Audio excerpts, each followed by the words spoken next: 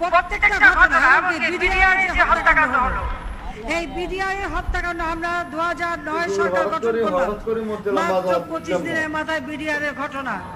ওই দিন তারেক জিয়া সকাল 7টায় 6টা-7টার সময় খালেদা জিয়া তখন ক্যান্টনমেন্টে বসবাস করে, খালেদা জিয়াকে বলেছে বাড়ি থেকে চলে যেতে।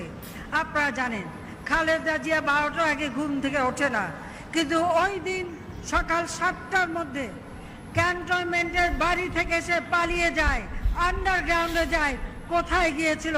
আর তারপরে বিডিআরে হত্যাকাণ্ড ঘটে। এই হত্যাকাণ্ড ঘটার পিছনে ওই বিএনপি জামাতেরও হাত ছিল।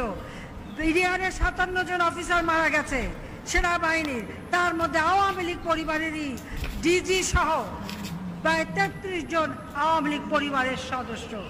এই হত্যাকাণ্ডের সঙ্গে যে তারা জড়িত